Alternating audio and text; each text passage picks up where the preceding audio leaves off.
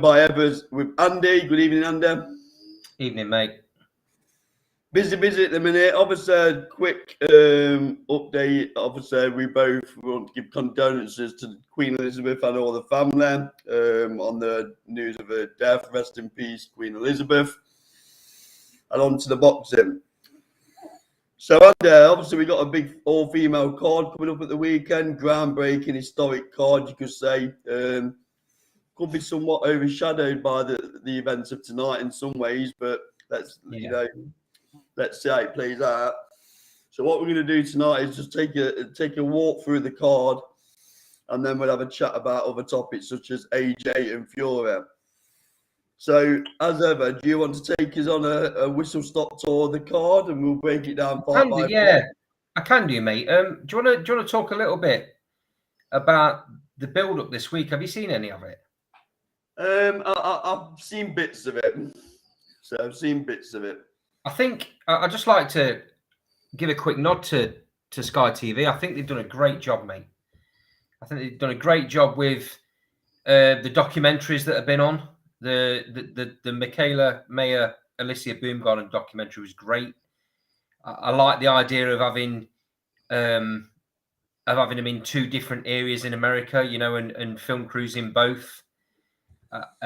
Tim Bradley with Alicia Baumgarten, and Andre Ward was over with Michaela Mayer. I thought that was great the way they did that. I just think that the build-up's been great. It's been really respectful. It's been done in a proper boxing way, if that makes sense. There was always the possibility that it could be a little bit patronising. And I'm glad it's not gone down that route. Yeah, I'd use the word gimmick here. You have to be careful it didn't become a bit of a gimmick. Yeah, and it's not done that, which I think is fantastic. Same again with the Clarissa Shields and Savannah Marshall documentary. That was brilliant. There's clearly, between all those four girls, there's clearly bad vibes. They clearly don't like each other, which makes for extra spice in the fight. It probably wouldn't have warmed up as well as it has if they'd have been all nicey throughout the week. I'll be interested to know though, Andy, what numbers it's done on the gate, because obviously there's a podcast dropping at the weekend with Sasha from women's. Andy, what's the name of the channel? Sorry, it slipped my mind. Women's Fight News. Yeah, Women's Fight News. Sorry about that. Where I allude to the fact that Eddie Hearn has made a few comments in the IFL interview where he did say that he had this idea 3 years ago, took it to Katie Taylor, who didn't like the idea, should rather be on normal boxing cards and earn the right to get on them cards through boxing, not the fact that they're females. So I'll be interested to see what the gate is on Saturday, because Eddie Hearn alluded to the fact that the top row of the O2 hasn't sold. They're going to close that off. And Coogan does query him on it to say, I think the tickets might have gone a little better than you're suggesting, Edward. So I'll be keen to know what the gate looks like. And also viewing figures. I think it's going to be massive, mate. I think it's going to do massive numbers. I don't know whether this is a bit of the green-eyed monster coming out in Edward, because it's not him that's doing it. He likes to be the first at everything, don't he? With all due respect, and he was the first. He was the first to have a female headline in Madison Square Garden in the way that Katie Taylor. Let's have it right, Andy. Let's have it right. He was a trailblazer for female boxing once. Of course, mate. Led by Katie Taylor and Natasha Jonas. Yeah. It's okay giving him all the praise, mate, but without having Katie Taylor and Natasha Jonas in there, it wouldn't have got off the ground. And one thing that Sky Sports know how to do really well is build up to a fight night. The content, like you've said, content's been brilliant. And I still think DAZN have got a lot to learn in that part of the build-up. Well, we've said it before, haven't we? Not meaning to go too much off topic, but DAZN just don't have those extra platforms all the adverts in between all the other sporting events, Sky News, even adverts in between movies. It's everywhere, and quite rightly so. It should be everywhere. These girls after this deserve to be, and they deserve it now, but they deserve to be household names throughout the world. Yeah, I mean, even Bob Arum's come over for it, hasn't he? You know, and he hasn't always been the greatest supporter of female fighting. Let's be honest. So I was literally just about to say that, mate. You took the words right out of my mouth. Bob Arum doesn't move from America for nothing. I mean, was he even there for Tyson Fury's fight at Wembley? Yes, he was. Yeah. Okay. Hi, good evening, Joe. Feel free to jump on if you want to. Yeah, evening, Joe. But yeah, he doesn't. He doesn't, does he? He. It's a big statement him coming over for this. I think he realises the grand scheme of things now. And Michaela May has been the first one to come out and say women's boxing's not anywhere near as good as this or as highlighted as this in the States. Yeah. That's why she's here. That's why she's fighting it, because she knows. Well, the proof's in the pudding, isn't it, Andy? You've got Mayer versus Baumgardner, two top flight female boxers, both from the States, fighting in London. Whenever is that heard of? Well, they know that we take female boxing seriously in the UK. That's why. And clearly, from what I mean, I don't know, but you can only take what Michaela May is saying as serious. I mean, at the end of the day, she's a double world champion, so you've got to take her seriously. And if she's saying that she's still having to break doors down in the States to be seen as credible, or to be seen as be taken seriously in the boxing industry, it's not great. That's not great. It's not a great look. So the fact that she's coming over here because she knows that she's going to get that from fight fans in the UK. And the money. Don't forget the money. Yeah. I'm sure. I mean,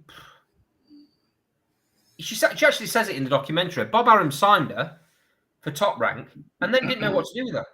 Yeah. So they could all see the talent that was there from amateur days. They could all see the talent, but because there's no pathway in the States at the minute, not on the scale that it is over here. She's paved a way among a couple of others in the States, but she's right up there, leading the pack. I think. I'm really, really looking forward to almost as much, if not more, than the Shields Marshall fight. I don't know, that press conference got the juices going today, though. That was great, wasn't it? It was great. Yeah, the clash of personalities in Shields and Marshall, for me, it makes for such good viewing. They couldn't be any more different. Very good question from Joe. Any chance of the card could be postponed due to the passing of the Queen?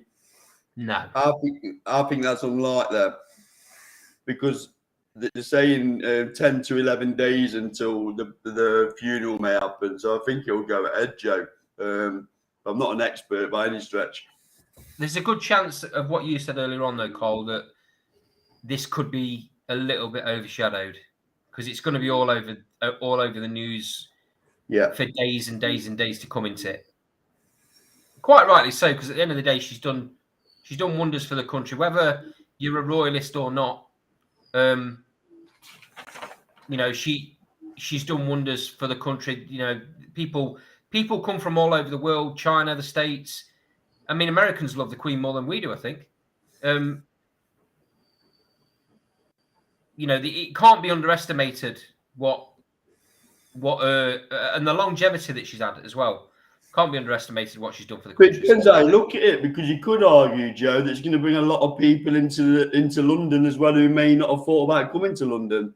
On the flip side, so there is still tickets available, and they like boxing as well. Who knows? Potentially, yeah. Yeah, I don't see it being postponed though, mate. It's too far down the line now, isn't it? Yeah, I'd have thought so. If it had been a few weeks back, Joe, I think there might have been a chance of it. You might be right, but not now with 2 days to go. I can't see that happening. Anyway, back to the card. Is there anything you want to add about the build-up card, the presser and the? I just think I go in on Ben Shalom quite a lot on this channel around his matchmaking and ability to put big fights together, but I think he's done quite a good job on this card. He's getting better on the mic as well. I don't think Adam Smith does him any favours in these press conferences because it's almost turned into the Adam Smith show. And I don't remember Adam Smith being so vocal when Eddie Hearn was leading press conferences. Whether Ben Shalom wants Adam Smith to lead, I don't know. But I just feel Adam Smith takes a bit more of the limelight. So I think Ben needs to address that.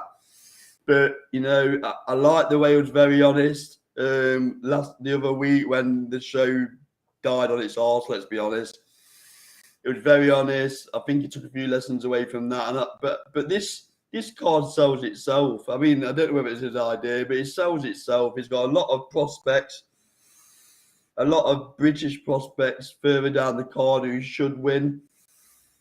And the chief support in the main event, from a promoter's point of view, it sells itself. And they're all very good talkers. All four of them are very good talkers. So Unbelievable, mate. It's been very entertaining. Just pick that comment up in the sidebar from John Lester. Good evening, John. Think it's because Ben isn't as hot on the mic, to be honest.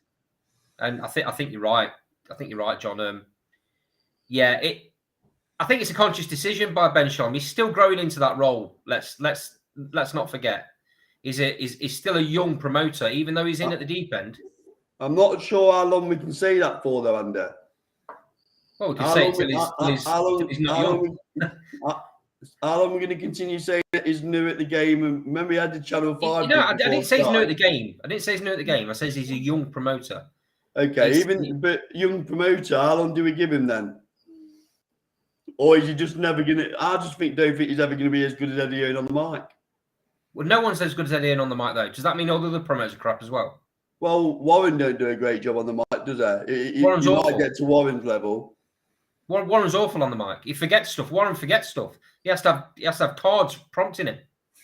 But I think Shalom, a lot's expected of him because, in a weird kind of way. I think we expect more from him, Andy, because of his age. Rightfully or wrongfully, we expect him to be a bit more better on the mic. Because Warren gets away with it because we keep saying he's 70 or blah, blah, blah, blah, blah.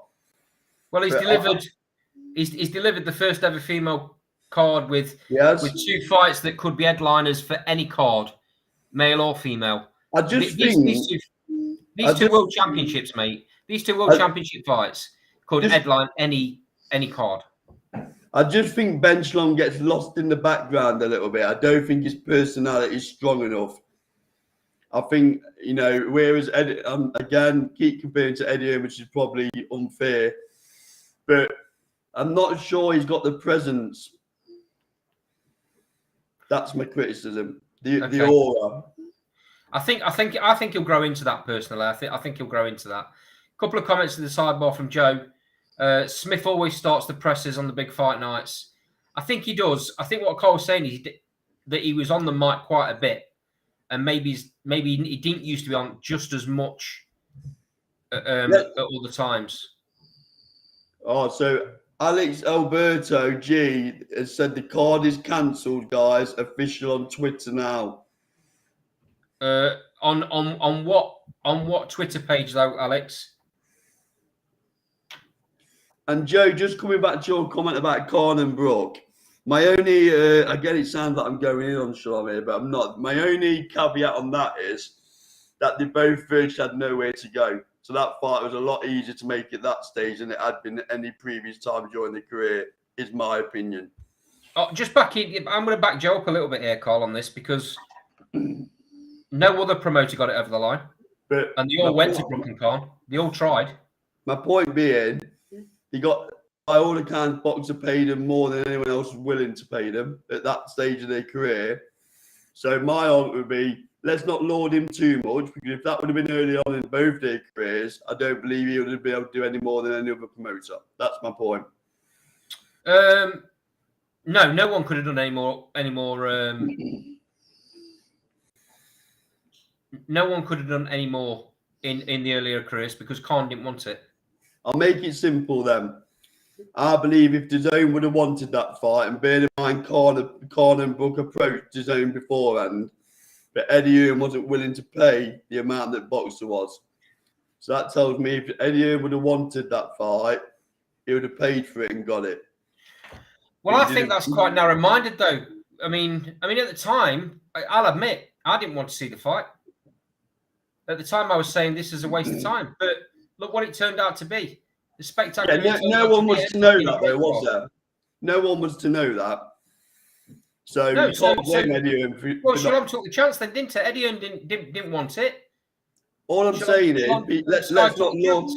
All I'm saying is, let's not laud him too much. Because I suggest the competition to promote that fight was nowhere near what it would have been 10 years ago. No, Joe, Khan and Brook didn't say Hearn offered more. Hearn didn't offer nowhere near what Shalom did.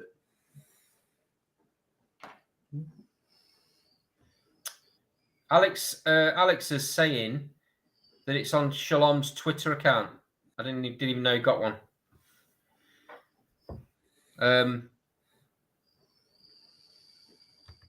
Well, if it is, it is. I'm a bit disappointed, but I guess that's kind of the way things happen. Are you looking it up now, Carl? Yeah.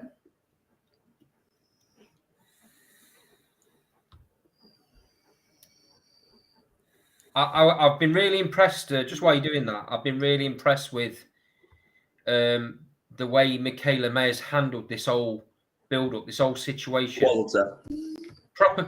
It's a proper pressure fight, and she's taking it all in a stride. She's not lost a cool at any point. I think Alicia Boomgarden is that kind of a character. She's quite a spiky, bubbly kind of character. So she was always going to get a bit hot-headed, a bit hot under the collar. But it makes for great TV because May is clearly under Boomgarden's skin. And that's coming from me who thinks that Boomgarden wins the fight. But it is very, very close, guys. It could go either way. That's just my opinion. Yeah, I like Mayer. I think she's quality. I think she's very good for boxing. To be honest with you. Have you seen anything, Carl? No, I'm just looking at. I'm trying to get it from official sources rather than people quoting it. So Joe's saying it's not been cancelled, just some clown on Twitter. Yeah, that's what I was afraid of. So I've just looked on Sky Sports Boxing, and they've not broke anything at the minute. So until it becomes official, we'll go ahead with it's going ahead. Sounds good to me. Where do you want to start on the undercard, mate? Because there's a lot of up and comers. I think this was mentioned on the interview we did yesterday with Sasha. You know, she's obviously on the ball with female boxing. And she made a very good point that this is an absolutely huge stage and a huge spotlight for some of these up and coming fighters. The likes of Caris Artinstall and Lauren Price, April Hunter, even Ebony Jones, Caroline Dubois. They're all known in the boxing circles, but outside of that, they're probably not that well known. No. This is going to give them a gigantic platform, mate, because I think this is a crossover show.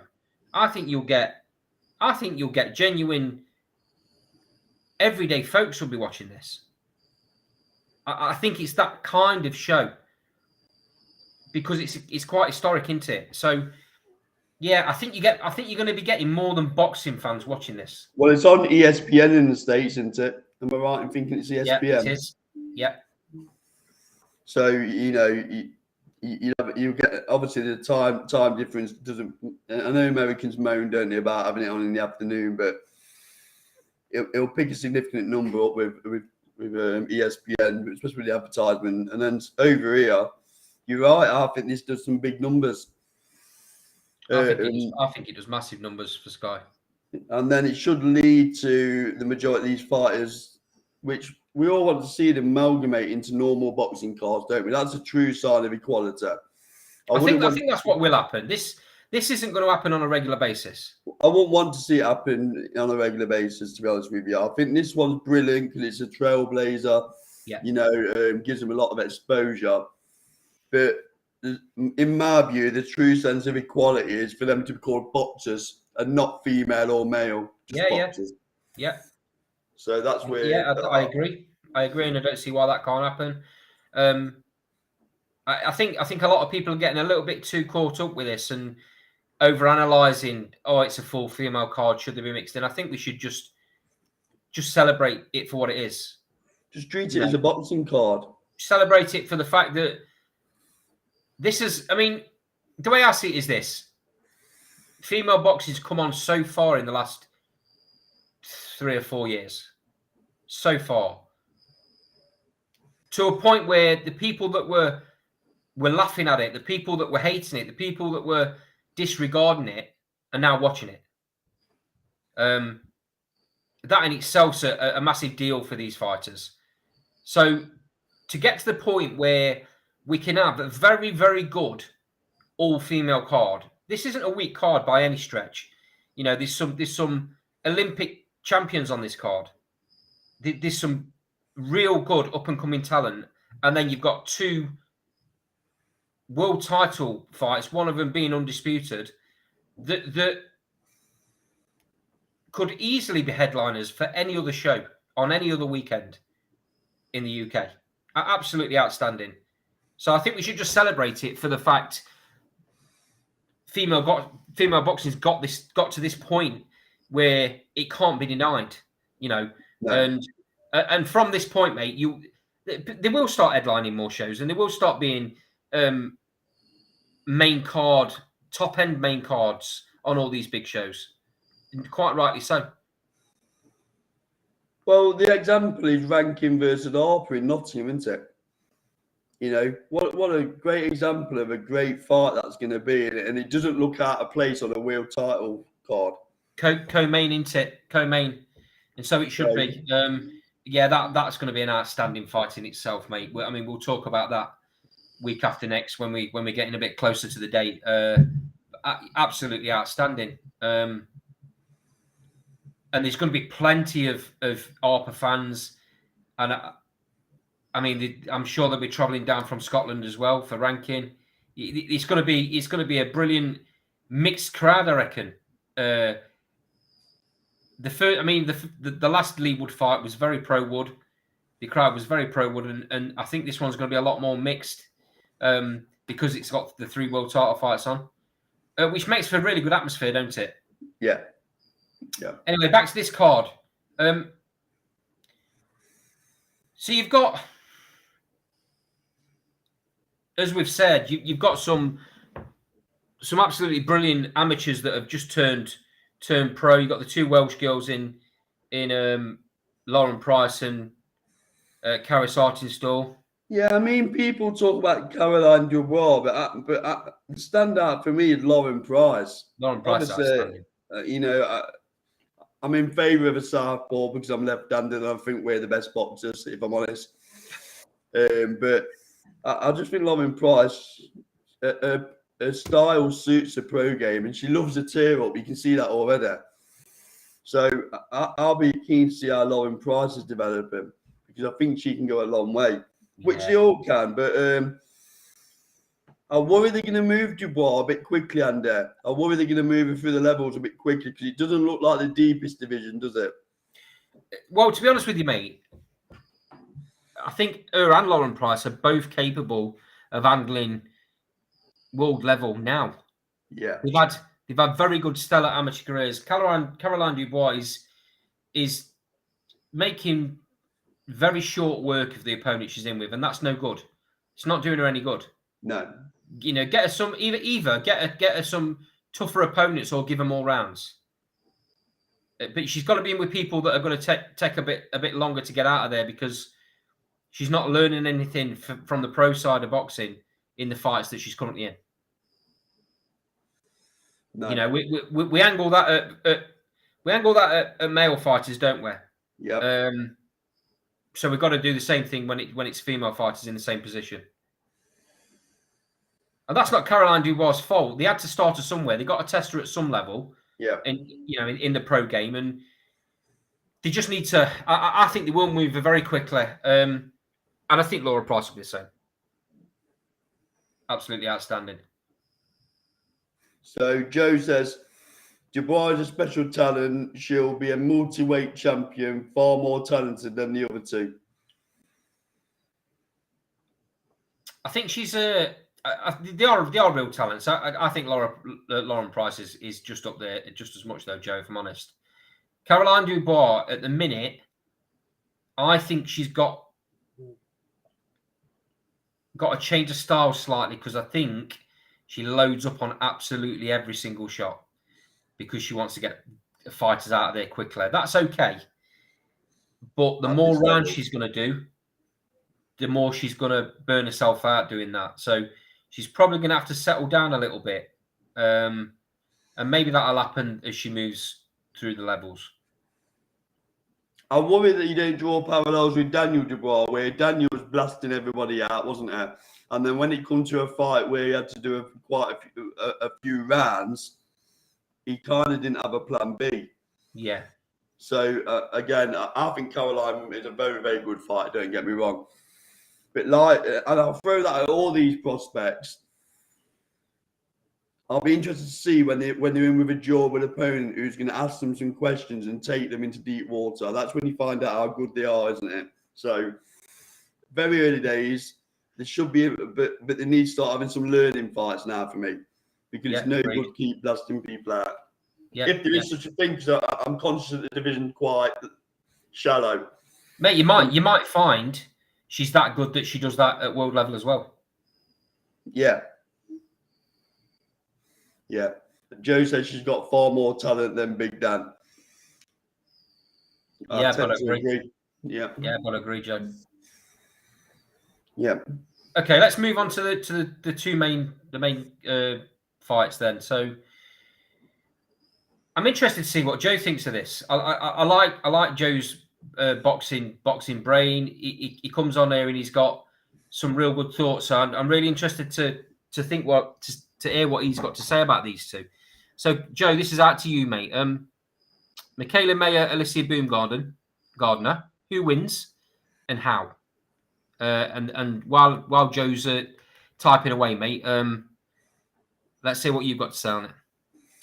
Yeah, Michaela Mayer's called Baumgardner one-dimensional. Now, I think that's a bit harsh. But what I would say is Mayer's a better boxer out of the two. I'm not going to say it's a puncher against a boxer, because that's a little bit harsh, but I just think Mayer will outbox her. I think this is going...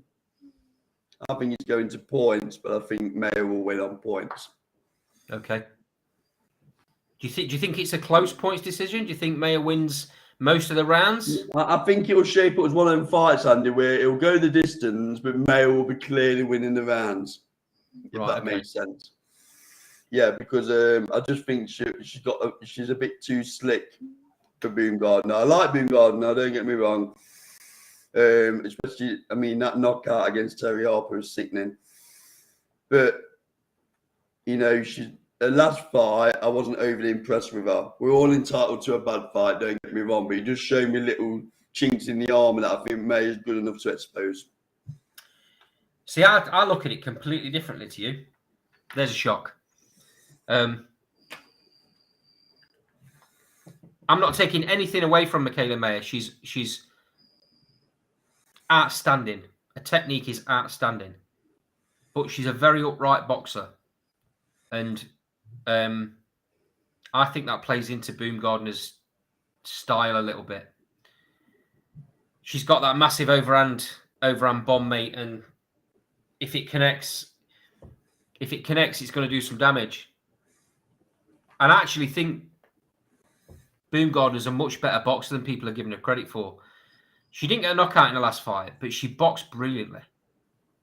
You know, a boxing. She showed so much boxing skill with so much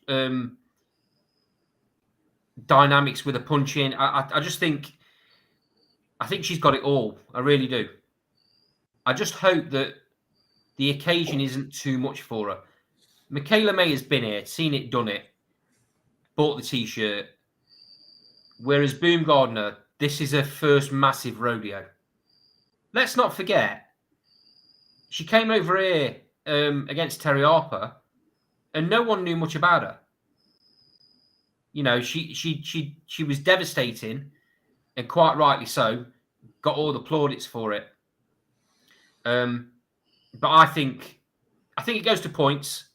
But I think Baumgardner's going to show a lot of people a massive different side to her that not a lot of people realise she's got. But having said that, Carl, I think it's going to be a very close fight. Yeah, I mean, John Lester says he thinks Baumgardner will stop Mayer between 4 and 6. Wow, that's a big shout, John. And then Multipass, good evening or good afternoon where you are in the world, Multipass. Mayer wins. Any prediction on the round on that one, Multipass, or is it by points or what? Joe, you've got a bit quiet on us, mate. I was hoping you was going to come out with a bit of a prediction here. Come on, mate. Let's hear from you. I hope you've not fell asleep. We're not boring you tonight, are we? If any of you guys fancy jumping on screen with us, Carl will drop you the link in. Here he is. Carl will drop you the link in the sidebar and you can come on. Split decision, Multipass has said. I think it's going to be as close as that as well, if I'm honest.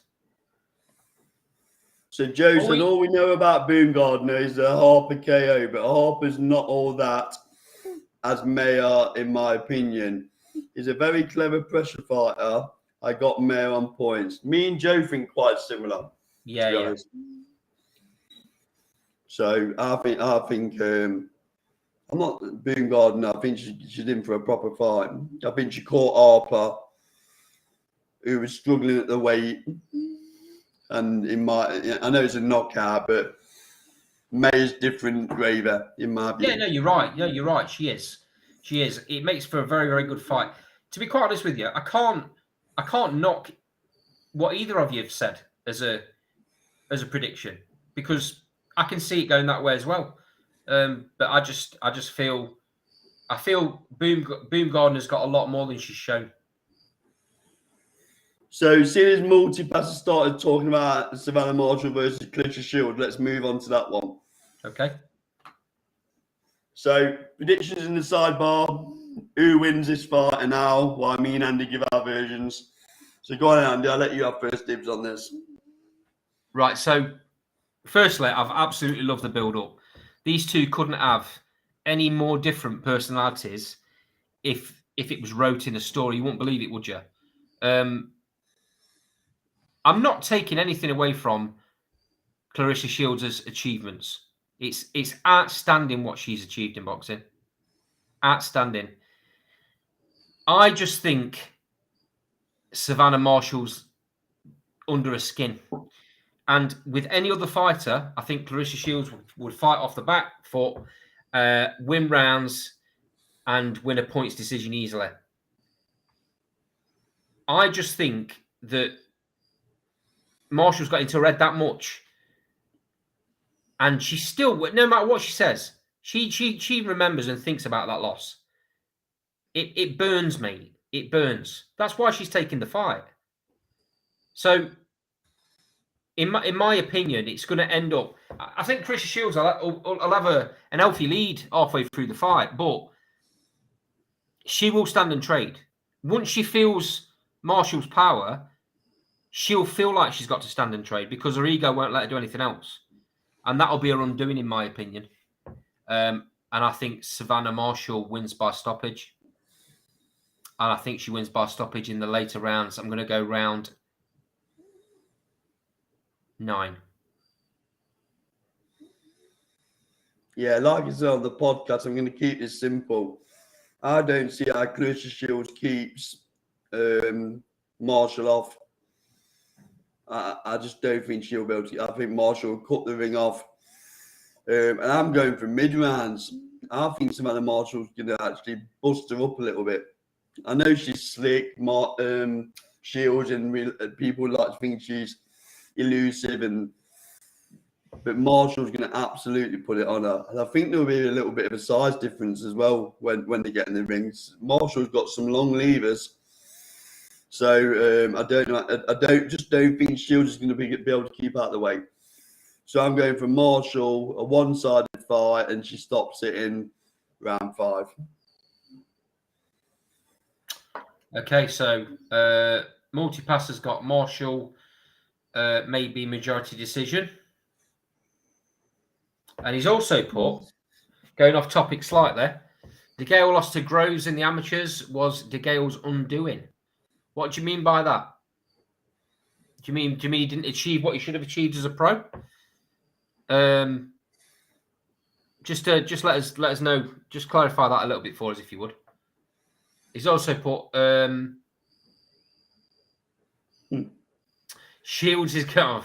Okay, Shields is going to be a back foot like Haney. See, Multipass, we're going to disagree here because I think Haney's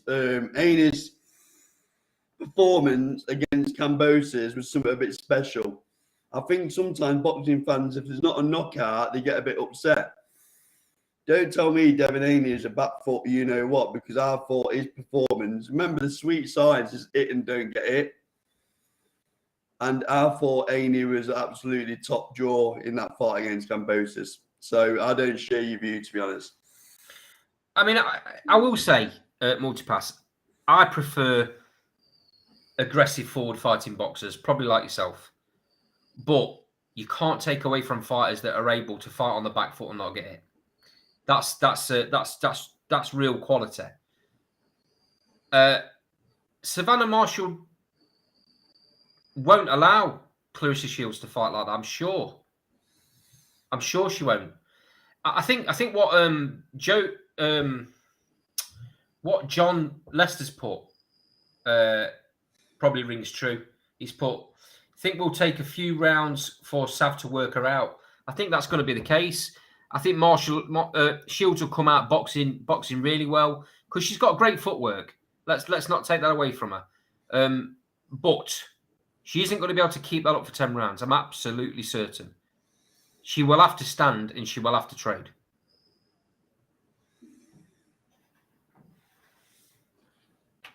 Yeah, I think we're in for a Savannah Marshall masterclass. That's my view.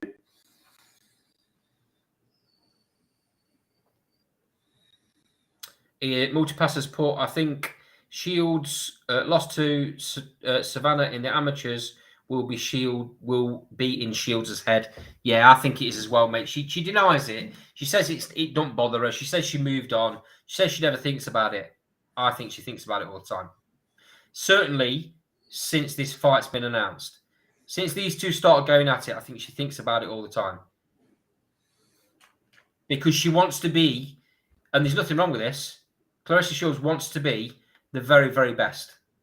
She wants to be seen as the best ever. She's got to be Savannah Marshall for that to be the case. So Joe says, I see Shields having success with the right hand over that low left hand of Marshall. Marshall's jab needs to be on point and whip them body shots in. I'm seeing a close split decision, Savannah Marshall. Interesting, isn't it? How we've all got it different ways. But we've got it all different ways, but everyone's going for Marshall. No one's gone for Shields. And is that just as being partisan? Because I'm assuming we're all from the UK. Maybe a little bit, but I'd like to think that I'd be straight down the line if I thought that a UK boxer wasn't going to win. Yep. There's lots of people that aren't, of course. So, I think we've done Savannah Marshall Shields. So we move on to AJ Tyson Fury. Yep. So I'll let you take this away, and I guess what I'm asking is, does it happen? Where do you think it happens? Because there's a lot of dates being thrown around by Tyson and Warren. So these Tyson being Tyson, there's been lots and lots of stuff going on in the last couple of months. He's retired, he's not retired. He's fighting Del Boy. He's not fighting Del Boy. He's got himself a new trainer. Then he hasn't. Then he's retired again. Then he's coming back out again because he's fighting the middleweight, as he puts it.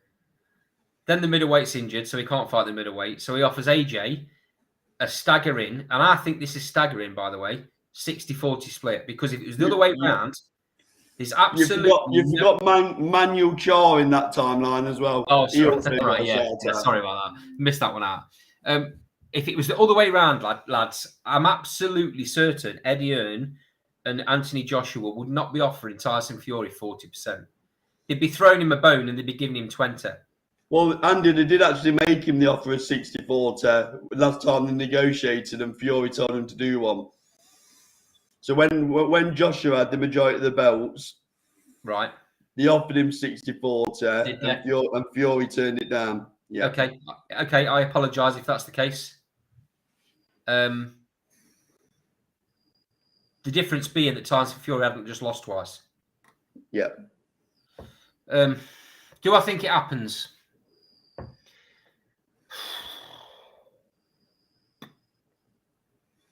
Yes, I do. But I think Eddie Hearn's trying his best to scupper it, if I'm being completely honest. I don't think he's got any say in the fight, and I don't think he likes it. I think this is all going to be about AJ and 258. I don't think Eddie Hearn's going to have anything to do with the fight, if I'm being completely honest with you. How that's going to sit with DAZN Boxing, I really don't know. So, Multipass has jumped in. AJ will hurt Fury there, but eventually I'll see a unanimous decision for Fury. But who knows? AJ may lose his head and go for a KO, but he couldn't KO Usyk, so no chance he KOs the Fury's one. And John Lester says 60-40 has been agreed. Yeah. Yes, what's not been agreed at the minute, John, and Carl was pointing that out, is the venue. So I listened to a TalkSport interview with Tyson Fury yesterday morning, and again, it was so enjoyable. The guy's a genius when it comes to putting stuff like this together. So he has Old Trafford, Manchester United's ground, for mid-November.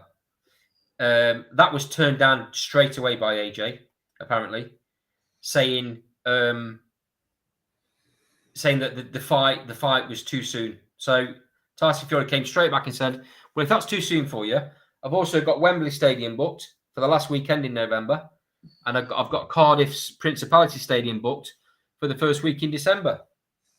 And I think you said, didn't you, Frank Warren as Frank Warren later came.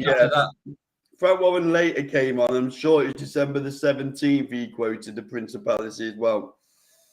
Right. So there's 4 or 5 dates there. This basically comes down to one thing: is AJ's mind right? And if it is he willing to take the fight? I think he's got to take the fight. That's my personal opinion. But I think it happens at the latest possible point in December for AJ. I think he wants more time to sort himself out. The interesting thing from my perspective is around the broadcasting, because everything is being pointed towards a dual broadcast.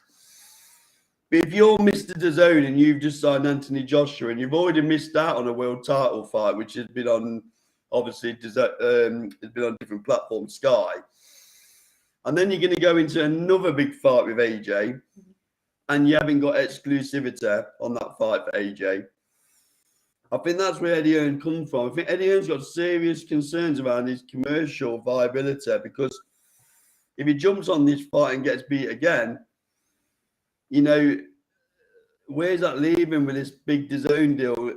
You could argue he's still got the Dillian Whites of this world, but who else? Well, he's named a few, and he's named Ergovic. He's named the Japanese kid that Ergovic is just the Chinese kid that Ergovic has just been in with. Dillian White, Wallin. I think win, lose or draw against Fury. AJ, I think you're right in what you said last night, mate. I think AJ is going to go on a bit of a tour and fight all over the place, make a load of money against fights he'll win convincingly, quite easily, and then ride off into the sunset and do this job he's got lined up with DAZN already, hasn't he? So, a couple of comments on the side. Ryan says Eddie Hearn said 17th of December, like we've said. He goes on to say DAZN already lost the bag on AJ. They were banking on him winning the rematch. I do think there's a degree of that in there. Yeah. And then Joe says, in my opinion, Joshua isn't ready for Tyson Fury at any time, and definitely not at this point. He needs to rebuild. I agree with you, Joe. I don't think AJ is anywhere near the level of Tyson Fury, and I think it's a very easy night's work. And I don't want to be disrespectful, but that's my opinion, and I'm allowed it. So anybody that wants to jump on the bandwagon and say I'm disrespectful and AJ's done this and AJ's done that, yeah, AJ's been really, really good for British boxing. He's dragged the levels of fight purses up for boxers. There's no disputing that, but he's not the fighter he was. Now, Andy will tell you that I've never been a big AJ fan, even when he was world title holder. But I don't agree with Multipass, where he says AJ will go down as a C-level heavyweight champ. I even think Bruno would have beat him. I think that's a little bit harsh. Yeah. Yeah. At the end of the day, he's been beat by Usyk, who like. I mean, I'm not a big fan of Usyk either, but he can fight. So AJ's still beating the Dillian Whites this world, so to call him C-level probably a little bit harsh. I think AJ sits just underneath those top two. I think he sits just underneath Fury and just underneath Usyk. We're talking about two fighters that would have held their own in any other era, in my opinion. Let's not forget, guys, that most of the other areas in heavyweight boxing, throughout time, all those heavyweights have been about 6'1", 6'2", with the odd exception. But the majority of them, none of them have been Tyson Fury 6'9", in Anthony Joshua 6'7", whatever he is, 6'6". They've not been that big. So these two guys are freaks of nature, really. When you think about it. I don't think AJ would have lasted in those eras either. Those other eras, I don't. I think he would have got beaten. But he's the best of the rest, as he's proved. He's had 12 world title fights in a row, or 13 now. Yeah, he's just lost the last two against, arguably, pound for pound, the best fighter on the planet. John makes a good comment. So if he loses again, he never fights Fury, now or never, in my opinion. Ryan O'Rourke said if DAZN can get joint pay-per-view, that's the most money they'll get back off him. Ryan, by all accounts, what Warrens and Earns have sorted all the broadcasting rights out. Another person reporting that they just the Shields and Chris Shields and Savannah Marshall cards off. Larry Liston that said good evening, and Larry goes on to say AJ is a natural star of boxing that they tried to push like the good guy, which makes him a natural villain. Fury is a blue collar guy of boxing who says his opinion and is real. Ryan says if he fought Dillian next, would you still back AJ? I wouldn't. I think he beats Dillian White still now. To answer your question, Ryan. I don't know what Dillian White's got left. I think Dillian White's been dealt a shitty stick in boxing, if I'm being completely honest. A couple of years ago, I think he was primed for winning that world title, and then he had to wait and wait and wait and wait and take fights he didn't really want to take. So yeah, I'm not sure what he's got left, mate. He's massively improved from the first Joshua fight. Don't get me wrong, but then again, so is Joshua.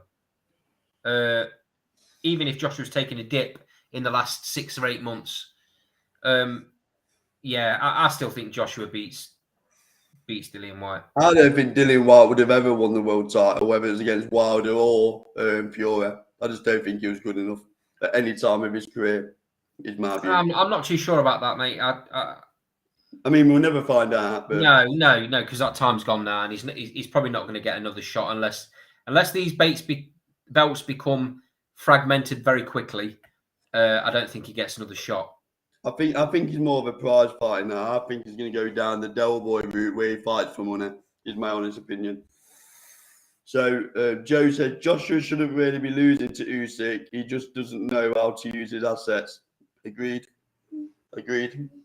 Yeah, I mean, if you look at the size difference, mate, and it'll become very apparent, Joe, when Tyson Fury fights Usyk. It'll become very apparent the difference in size. You're talking about night and day, aren't you? Yeah. AJ just doesn't, and he's never used his size. You look at the way he fights. He crouches. He throws short hooks. He don't use his jab to the best of his ability. All of those, they should have been his weapons. You know, I don't know. Right. So Ryan says Joe Joyce, AJ fight to be made if they don't accept the Fury fight. That's interesting, Ryan. So, gives you a breakdown then. Joe Joyce or AJ? How do you see it? Yeah, I'm trying to keep up these comments. I'm loving the comments, guys, but you know, yeah, it's brilliant, lads. He's just keeping on top of them. So, Larry Liston. So if I'm right, AJ has 3 hours from now to accept the fight, or it's off. So in 3 hours, we will know if Fury will fight him, I guess. Is it? Hold on, just Larry. Is it just out of interest? Is that a comment from Tyson Fury? Because if it is, then take it a little bit with a pinch of salt. Because he said 3 days ago he's got 1 day to make the fight, and that day passed, and he's still talking about wanting the fight. So John Lester says, was there when he was dropped by Rivas, Dillian a top at the tier below? Well, Dillian is a tier below world level. Joyce would give him a hard night.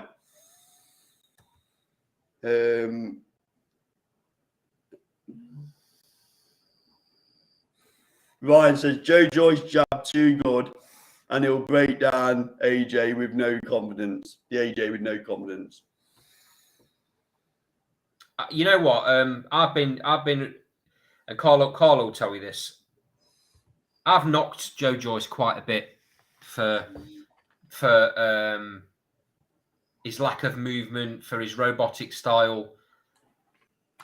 But that being said, he has the best jab in boxing. He has an engine like no other.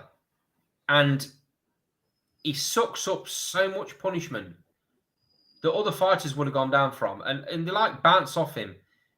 He's a nightmare for any heavyweight. Absolutely any heavyweight. And I include Tyson Fury in that. Because he just doesn't stop. I can't see anybody in world boxing knocking out Joe Joyce. I can't, not even Deontay Wilder. Well, I've been a flag bearer for him for the last couple of years, Andy, haven't I? It's saying that people give him a hard time because of his fighting style. He's never going to be the slickest. He's never going to be the fastest. But tell Daniel Dubois that he's not quick enough to hit him because he absolutely dismantled him at a time when he was on the crest of a wave. Remember, nobody thought George was going to beat Dubois. No. So it would beat AJ, and I think he'll give Fury, because remember, he's about as big as Fury as well. There's not much in that. So when it comes to the jab, it'll give. I don't think he beats Fury, but it'll give him a hell of a fight. Yeah, I was about to say that. Fury's movement wins in that fight. Yeah, and his boxing brain wins in that fight. but it goes long. Yeah, it does go long because Joe Joyce won't get stopped, mate. I'm telling you now, he will not get stopped in his whole career. So a couple Ryan and Larry are saying that it's Frank Warren that's come up with that 3-hour rule for AJ. Multipass said I've even got Daniel Dubois beating AJ. Not for me. Joe says Fury jabbed Joyce's head. Joyce's head. Ugh. Fury jabbers Joyce's head off at 28 stone. Joyce couldn't lay a glove on him. I'm not saying he beats him, Joe, but I think it's a bit harsh to say he won't land a glove on him. How many fights has Fury been through where he's not been caught? Fury always gets caught. Yeah, because of his seek and destroy. Sugar, obviously the way Sugar trains him. Yeah. Sugar Hill. Triple D. So Multipass says Daniel Dubois and harder and faster than AJ. Yeah, and then he goes on to say Joyce will jab AJ's head off. That's a good fight, Joyce versus AJ. That would be a good fight. I think he breaks AJ's heart in that fight, mate. We don't know how much heart he's got left. But put it like this, right? He's got a better jab than AJ. He's got better stamina than AJ, and he won't stop coming forward. And that eventually that'll be too much. It'll be too much. And I think he breaks his heart, and I think he stops AJ. If I'm being absolutely honest. See, people give me grief for this, but I think Joyce will beat Usyk. No, I don't. See, I don't. It's that's the one fight that you and me differ on quite a lot. Yeah, I don't. I just think Joyce will keep coming forward. He will. You're right. He will keep coming forward. There's no way that he gets stopped. But in my opinion, Usyk's movement is too much for Joyce to land clean enough. I've just got to pick this Multipass comment up. He's obviously not an AJ fan. So AJ Condor career, I see why they all avoided Zhang. 30 prime Zhang would have killed AJ. So Zhang age 30 would have killed AJ. From what I've seen him in the other night, it was absolutely shocking, atrocious. Ryan says AJ's Condor career Multipass. That's harsh. I think that's very harsh. You're talking about a 2-time world champion here. That yes, did he get world title shots? Did he get unifications at the right times? Yeah, of course he did. But that's what being a really good promoter does for you. That's what having a really good promoter behind you does. Yeah. But to say he still had to win those fights, by the way. Yes, he was handed one against Super Charles Martin. But then again, anyone would have beat Charles Martin because he's the worst heavyweight champion of all time. But to say that he's conned his way to the top, I think it's unfair. So Rhino asked, do we think Fury will fight differently now? He's no longer with Sugar Hill. Well, my understanding is that he will rejoin Sugar Hill should it be a high-profile fight. So. I'm not sure Isaac Lowe. I'm not even sure that was a serious. Of course, it wasn't. Yeah, I think it's a wind-up. So Larry Liston said, "I agree with Multipass on this, though, about Zhang beating AJ." Joe says Joyce got hurt bad with a body shot off the yank he fought, but I've never seen anyone go to the body of Joyce since the mind boggles. Rhino Volk says AJ still has the best resume out of all the heavyweights. Eddie Hearn says that a lot, doesn't he? And then Larry Liston goes on to say they would probably rob Zhang, but he would be It would be 7-5 for either one. I'm not sure why he's getting so much loving after that Ergovich performance, and because they both was dreadful in that fight. So there's a bit of a ding-dong going off now because Multipass is asking what resume. So obviously he's debating whether AJ has got the best resume, which he probably has, to be fair, hasn't he? Well, you can't argue with the people he's been in with. Yeah, Klitschko was too late, so Fury's got that one over on him. But without being disrespectful to Tyson Fury, other than Deontay Wilder, who's he got over AJ? Yeah. Realistically, who's he got over AJ? Who's he fought that AJ hasn't fought and beaten the same? Yeah, the only one you've got is, like you said, Klitschko, because Klitschko was in his prime once. He dethroned him. Yeah. So that's the only one. That was an absolute masterclass, mate. Yeah. I'm behind on these comments now, lads. This stuff that's coming in the sidebar tonight is absolutely fantastic. Thanks a lot. It's much appreciated. Let's not forget this show's all about you lads. By the way, that's what we do it for, and that's what we've always done it for.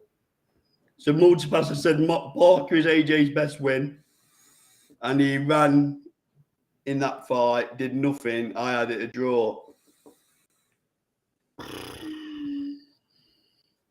All I'm going to say is I'm going to be nice tonight. Boxing's about opinions.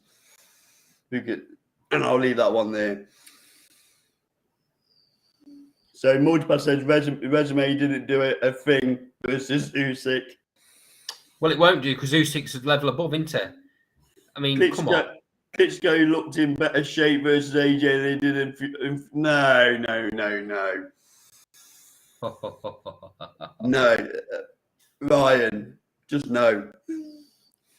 Multipass says, lads, rescore AJ Parker. I'll have to give it a look then. Larry Liston, Charles Martin fight was a disgrace. Man didn't come to win, in my opinion. The man came for the paycheck. That's the truth. That's because the man can't fight.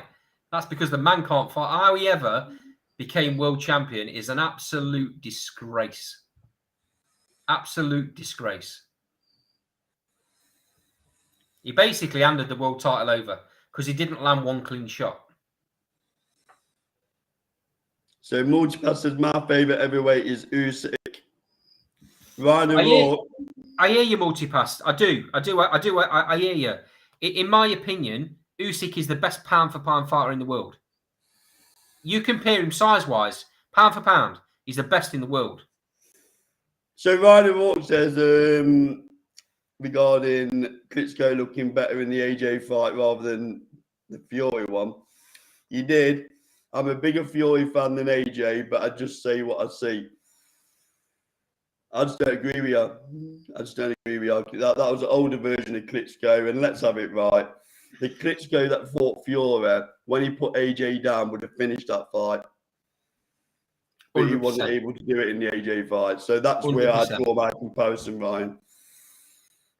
Ryan goes on, I ain't a fan of boxing. I'm Callum Smith fanboy. Like you are, Hollywood. You know, there's worse fighters to follow than Callum Smith. Callum Smith is absolute top. Yeah, we're Callum Smith fanboys as well, Ryan. That's something that we're going to agree on, mate. So Larry Liston, Klitschko did look better because AJ drew him in. Fury completely technically outclassed him. He made sure Vlad didn't look good. But what I'm saying is, Vladimir Klitschko was in his, you could argue, in his prime against Fury, is a better fighter at that stage than he was against AJ. The fact that Fury made Klitschko look bad, you know, that is what it is. But I'll come back to my point, Larry. The Klitschko that fought Fury, when he knocked AJ down, would have finished that fight. So that's my view. Jack Gladburn, Good evening, Jack. Feel free to jump on. The link is up in the top of the chat. Shield versus Marshall likely to be postponed. So is that official, Jack, or are you hearing that through your many contacts in the boxing world? That's a few people now, Carl, that have said it. Starting to sound a bit more likely, isn't it? Yeah. And Larry agrees with my point regarding Vladimir Klitschko. Seeing as they were on such a roll, shall we get some predictions? I know we'll do it in a couple of weeks anyway. Let's get some predictions for the Wood Lara card. Seeing as though everyone's flying in the sidebar, it'd be a shame to end the show too soon. Yeah, and we can do Canelo versus Triple G as well if you want to throw your predictions on that one as well, lads. Okay, let's start off then, guys. Maxi Hughes against Al Barry. Our Barry from Sheffield. Maxi Hughes v Al Barry. How does that go? Kid Galahad, if you're not worked out who that is. So I'm going Maxi Hughes to beat Kid Galahad. I think he'll beat him on points. See, I think Kid Galahad's going to do his usual trick, and he'll be a spoiler, mate. He'll ruin the fight, and he'll. Kid Galahad's got really, really dark art tactics. He's a master at standing on feet, at leaving an arm in, at putting an arm across a face so then he can throw a hook and the fighter don't see it coming. He's a master at all them little tactics. And I think he might be a little bit too cute for Max Hughes. I hate to say it, but I think he might win a terrible fight on points. So Ryan O'Rourke says if he's gone for Hughes. When, Ryan?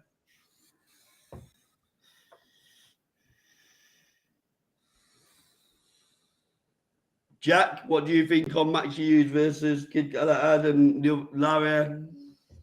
Joe? If any of you fancy joining us on screen, I think the link's in the sidebar, or Carl will put it back in the sidebar again. Let's have a couple of you join us on screen for a change.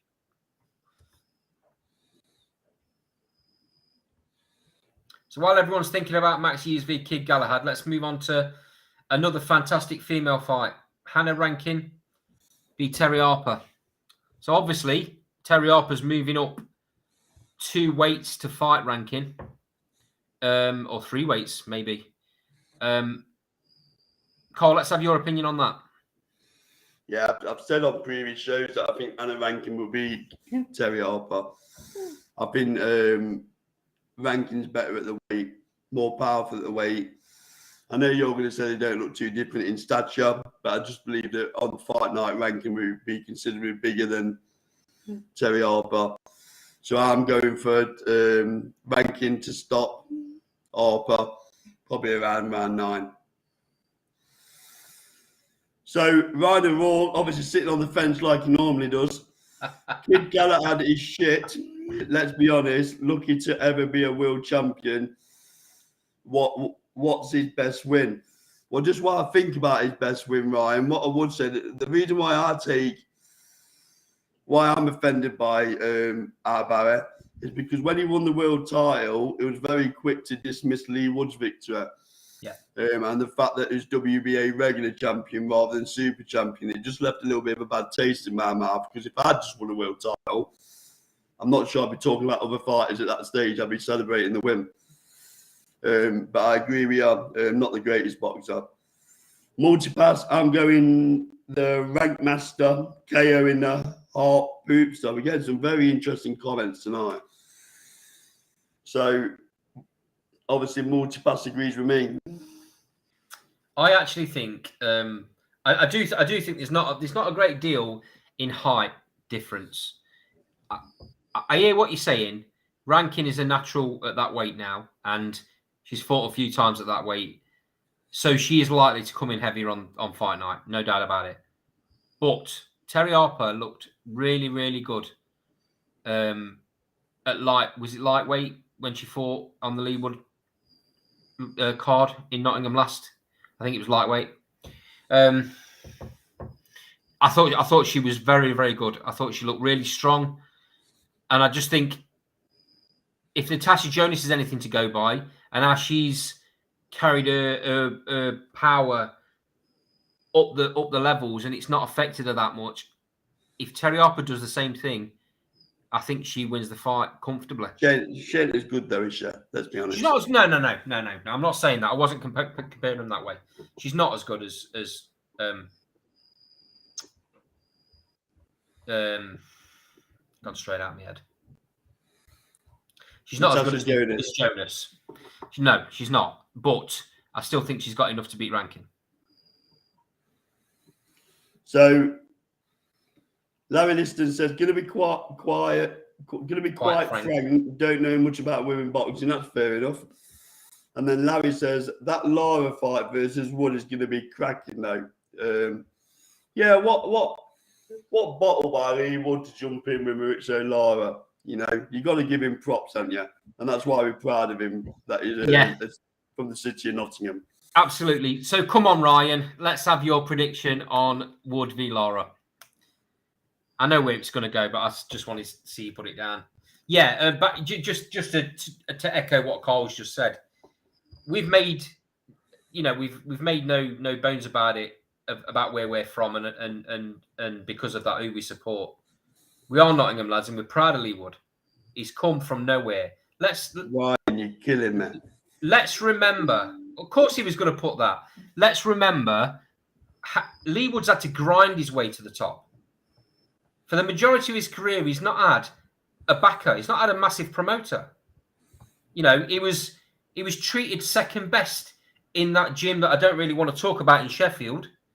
Never really backed the way he should have been backed. Now he's finally got a good promoter and he's finally got the right trainer. Look at what he's doing. So Ryan says a lot of. I mean, I thought Ryan knew his boxing, but I'm starting to second guess myself now.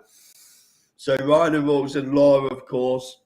Multipass said Lara 9th by KO. I'm at the fight, Block B. Multipass could well be a few beverages then, because the likelihood is that we may be at that fight. Larry Liston. You're from Scotland, Multipass, by any chance? So Larry Liston said, I've got Wood, but Lara is a dangerous 50-50 fight. Yeah, that's fair enough. Multipass said it cost me 47 quid. I'm assuming that's a ticket. Multipass said, I love Lee Wood, but just Lara super fan. I mean, you super fan. Okay.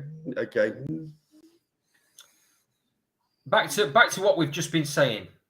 For Lee Wood to take this fight, let's just think about what he's just been through in that Conlon fight, for one. The fact that he's got Santa Cruz waiting in the wings.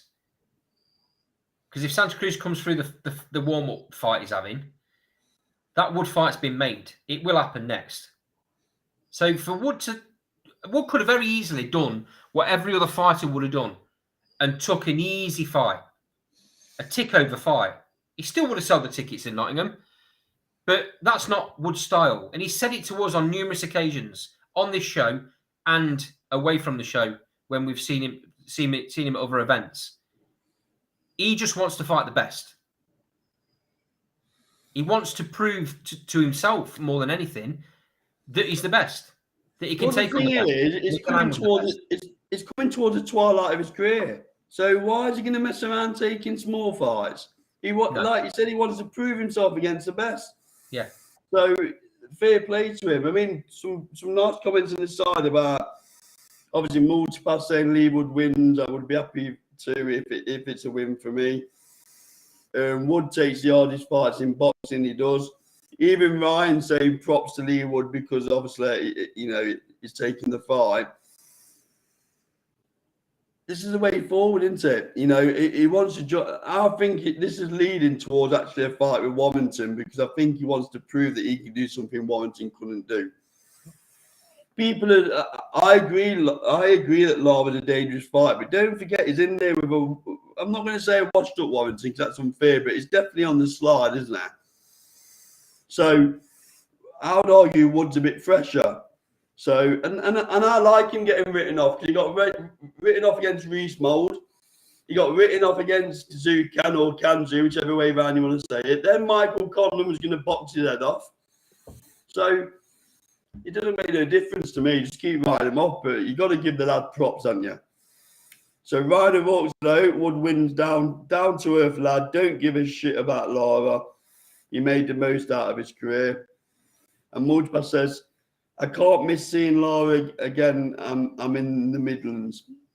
I asked him where he's from, didn't I? So just a little bit of a nod to another show that's going on that night. A bit frustrating this for myself and Cole, because we're very very big backers of Carl Greaves and his promotions and what he's done with his fighters. Carl Greaves had a show booked in on the 24th already in Leicester, which is going ahead, by the way. And then this fight gets announced, which obviously overshadows Cole's show quite a bit and takes a little bit of sparkle off of it, because that show that Cole's putting on is outstanding. Outstanding. So I just wanted to give him a little bit of a nod, because it's getting overlooked, obviously, for this card being on in Nottingham. Yeah, so get yourself on Carl Greaves' website. The fight's at the Morningside Arena in Leicester. Like Andy says, the quality of Carl Greaves' cards are second to none. And they really are all really 50-50 fights, very entertaining. So if you're not going to the arena, or you fancy supporting a small or promoter or local promoting Carl Greaves, get yourself along. So Multipass says Lee Wood is my third favourite boxer currently. Just a shame I adore Lara. Multipass, where's this coming from with Lara then? What's all that about? Joe said I like Carl Greaves, but he did some shocking matchmaking for boxing last week. Yeah, I'm not sure Carl Greaves is the only matchmaker for boxer, so I'm not. Has it been confirmed that he was responsible for the fights on the card? No, it hasn't been confirmed. And also, let me just say, what a matchmaker does, if you're not 100%, Joe, is he offers fighters to the promoter. That's what he does. That's his game plan. He offers fighters to the promoter. The promoter makes the final decision along with the broadcaster, in this instance, Sky. There was a few things going on in those fights that didn't make it so black and white. You know, at the end of the day, who's to see that the fight with Liam Smith, who can see that he's going to quit? Who can see that? Who can see that's going to happen? Who can see the fight with Aziz, that he's not going to land a shot clean and the guy goes down and stays down? Who can see that? I'm sure Jack Gladman's got a view on this, but hindsight is a beautiful thing. Yeah, it is, yeah. So I wouldn't be too harsh on whoever the matchmaker was. I'm still not convinced it was Carl Greaves. I know Carl Greaves does matchmaking for boxer, but and also, while I'm on it, and also the Fraser Clark one. Yeah, Fraser Clark was absolutely devastated and outraged, quite rightly, that the opponent he's in with should not have been in that ring. But the opponent Fraser Clark was supposed to have pulled out within a week. So what did they do? As a show, as a promoter, what did they do? Did they pull Fraser Clark because they've only got a week's notice to find somebody? Or do they just try and get an opponent so Fraser Clark gets an out in when he's already on the bill anyway? You're taking a risk. When you get a fighter that late in the day, you're taking a risk on who you get. They was offered that fighter, by the way. That wasn't a fighter that the matchmaker put to him. They were offered that fighter. So they obviously took the chance, and it didn't pay off. Yeah, the Fraser Clark one, physically you can see he didn't belong in the ring with Fraser Clark. So I do think on that occasion, the decision's got to be called on, is it the balance? Do you pull him because it's going to be so one side? And also, I'd argue, dangerous. Yep. So on that occasion, there was an argument where it could have been pulled. Yep. But in the majority of these cases, sometimes it's very difficult to get footage from certain parts of the world where, you know, the previous fights haven't been streamed. And also, it's working inside of a budget, remember. It's got to stay inside that budget. Fraser Clark said on the scales on the Friday, exactly, he knew it was a mismatch. So it could have been pulled down, but it wasn't. And that's not a decision that a matchmaker makes, Joe. That's the decision. That's the decision that a promoter makes. So Joe says Big Fraser needs to be matching like Joe Joyce was matched. I've made that comparison in previous shows. You're right, Joe. You're right. He does. He needs Big Fraser needs 10 rounders against very, very durable fighters, and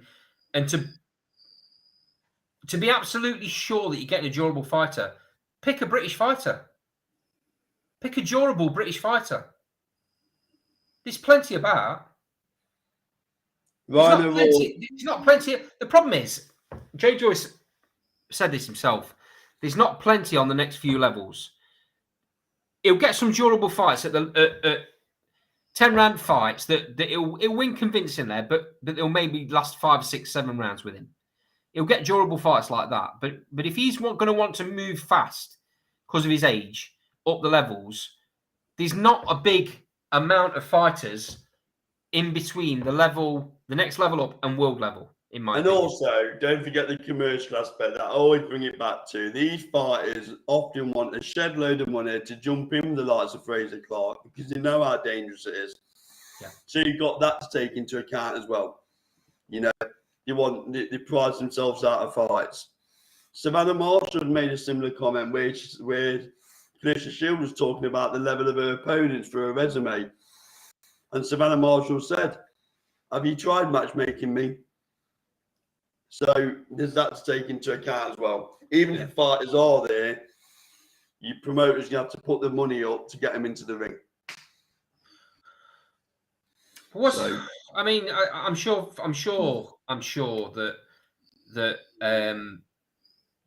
Boxer had gone to numerous fighters. They've probably already been to a load of the fighters in the UK, and none of them want a piece of Fraser. He's a big unit, isn't he? Yeah. I don't know. It's tough.